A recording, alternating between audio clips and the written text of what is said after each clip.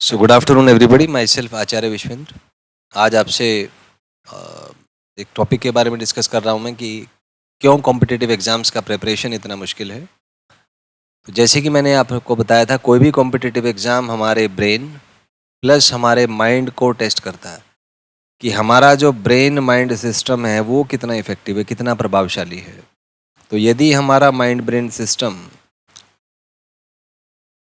Strong and complex है, तभी हम कॉम्पिटिटिव एग्ज़ाम के जो क्वेश्चंस हैं उनको डिकोड कर पाएंगे। और यदि हमारा mind brain system weak plus simple है, तो हम कॉम्पिटिटिव एग्ज़ाम्स के क्वेश्चंस को डिकोड नहीं कर पाएंगे। और डिकोड नहीं कर पाएंगे तो अच्छे यूनिवर्सिटीज़ में आप नहीं पहुंच पाएंगे।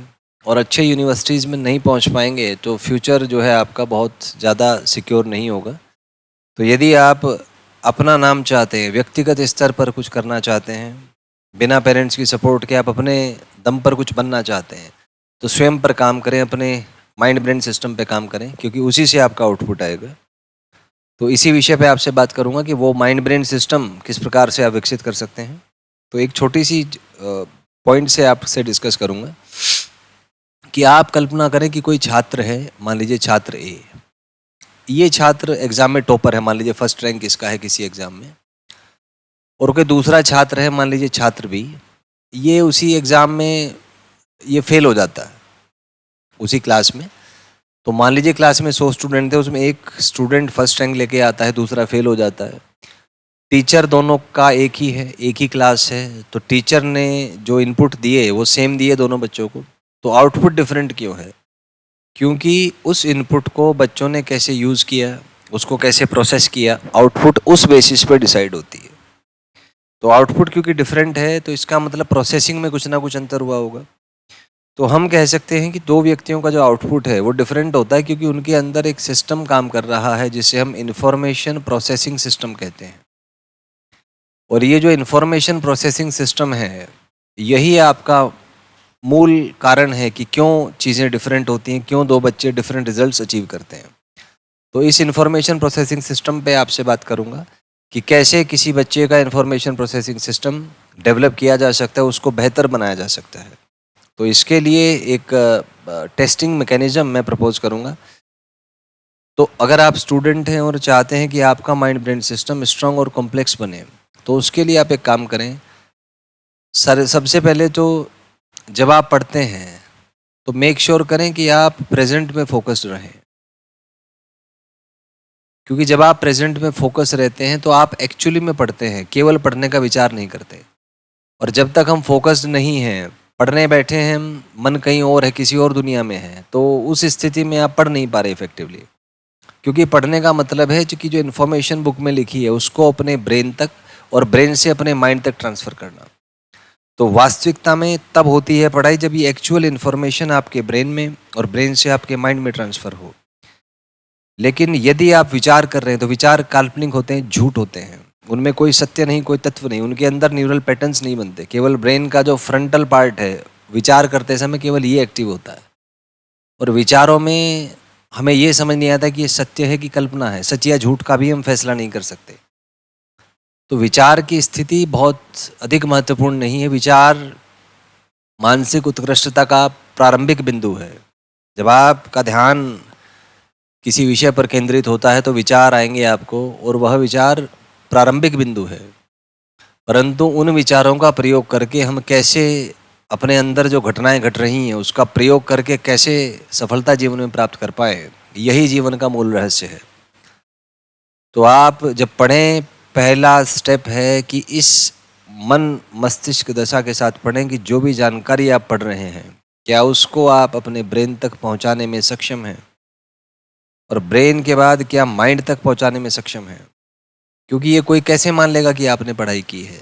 तो सामान्यतः कोई बच्चा पढ़ रहा है तो उसको अगर चेक करना है आपको कि वो पढ़ रहा है कि नहीं, तो हम उससे पूछते हैं कि बताओ बेटा क्या पढ़ा है।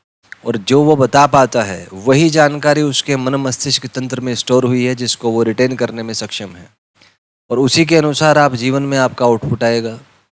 क्योंकि जीवन में रिसोर्सेज कम है, लोग बहुत ज़्यादा हैं, तो वही व्यक्ति रिसोर्सेज को एक्सेस करने में सक्षम है जो शार्प है, दूसरों से बेहतर है। क्योंकि जो शार्प नहीं है उसको लोग कहानी सुना जाएंगे, उसके मन को विचलित कर जाएंगे, उसको कभी भी सफल होने नहीं देंगे। तो ऐसा ही है, जीवन अपने आप में एक प्रतिस्पर्धा है। यदि आप सर्वाइव करना चाहते हैं तो उसके लिए you have to prove yourself कि आप दूसरों से बेहतर हैं। और वो एकमात्र कारण दूसरों से बेहतर का आपका मन मस्तिष्क तंत्र है। जितना मन मस्तिष्क तंत्र आपका मजबूत होगा, मौलिक होगा, कॉम्प्लेक्स और आप कह सकते हैं कि टफ होगा, उतना ज़्यादा आपकी परफॉर्मेंस आएगी, उतना ज़्यादा अच्छा रिजल्ट आप अचीव कर पाएंगे। तो एक तो ये है कि प्रेजेंट में फोकस रहना सीखें, फोकस्ड रहें। और जब आप प्रेजेंट में फोकस रहते हैं तो आपने देखा होगा विचार वगैरह आपको परेशान नहीं कर पाते। समस्या विचारों से नहीं है, समस्या विचारों पर प्रतिक्रिया करने से है। तो आप एक ऐसा सिस्टम अपने अंदर डेवलप करें कि आप ज़्यादातर समय वर्तमान पर ही केंद्रित रहें, उसी पर केंद्रित रह के अपना कार्य करें। क्योंकि यदि आप वर्तमान पर केंद्रित नहीं हैं, आपको विचार आएंगे, और विचार आएंगे तो आपको खुद पता नहीं होगा कि आप कर क्या रहे हैं। आप कहेंगे कुछ, सोचेंगे कुछ, करेंगे कुछ। तो things are not synchronised with in you, and if things are not synchronised it's never going to yield a good result.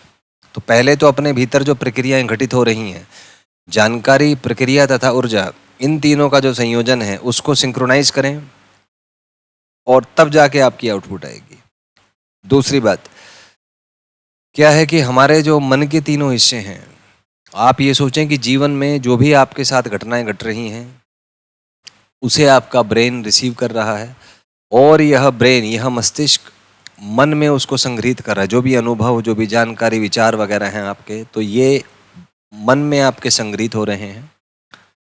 जब भी आप कोई सवाल हल करते हैं, जैसे मान लीजिए मैं पूछूं आपसे कि बताइए फोर्स जो है वो t² आपको दिया हुआ है, तो मास है 2 kg, तो बताइए इसका एक्सेलेरेशन कितना है। तो ये सवाल आप तब हल कर पाएंगे जब आपको फोर्स का फॉर्मूला F बराबर ma आप अपने मेमोरी से प्राप्त कर पाएंगे, अपने मन से प्राप्त कर पाएंगे। तो F बराबर ma है, F है आपका t², तो t² is equal to 2a, तो यहाँ से एक्सेलेरेशन आपका t²/2 आ जाएगा। तो ये क्वेश्चन को सॉल्व करने के लिए मेरे को 5 स्टेप लगे, और इन 5 स्टेप्स में मैंने इन्फॉर्मेशन, प्रोसेस और एनर्जी के एक सर्टेन कॉम्बिनेशन को यूज़ किया। तो क्योंकि मैंने सिस्टम से काम किया हुआ है, मैंने जेईई क्वालिफाई किया है, तो मेरे अंदर वो पैटर्न्स बने हुए हैं, और उन पैटर्न्स को यूज़ करके मैं आउटपुट निकालने में सक्षम हूँ। लेकिन आप खुद सोचिए, यदि आप ये क्वेश्चन कर पा रहे हैं तो आपको 3 चीज़ों की आवश्यकता पड़ेगी। पहली है इन्फॉर्मेशन, दूसरा है प्रोसेस, और तीसरा है एनर्जी। एनर्जी से 3 टाइप के होते हैं, नेगेटिव, पॉजिटिव और न्यूट्रल। और सामान्यतः एनर्जी नेगेटिव होती है एक व्यक्ति के अंदर। तो नेगेटिव एनर्जी मतलब वो एकदम से सवाल देखते ही भयभीत हो जाएगा, बेचैन हो जाएगा, एंशियस हो जाएगा, डिप्रेस हो जाएगा। तो उसका ब्रेन ठीक से काम नहीं कर पाएगा, और ठीक से काम नहीं कर पाएगा तो आउटपुट प्राप्त नहीं कर पाएगा। तो एनर्जी के लेवल पे सोचना स्टार्ट करें। अपने अंदर जो एनर्जी है, उस एनर्जी से मतलब है मेरा वाइब्रेशंस जो आपके हैं, जब तक वो वाइब्रेशंस पॉजिटिव लेवल पे नहीं होंगे तब तक आप ब्रेन को इंस्ट्रक्ट नहीं कर पाएंगे। तो इन्फॉर्मेशन आपको याद ही नहीं आ पाएगी कि कौन सी इन्फॉर्मेशन आपको एक्सेस करनी है, कौन सा प्रोसेस आपको एग्जीक्यूट करना है। तो सारा खेल मन की इन प्रक्रियाओं का है, कॉग्निटिव प्रोसेसेस इसको कहा जाता है इंग्लिश में। So what you achieve in life is due to the cognitive processes, and you just need to align the 3 things: information, process and energy. And energy means vibrations and frequency. So in a way you have to modulate the frequency of your brain waves so as to lie above a certain threshold, और वहीं से आपकी output आनी start होगी।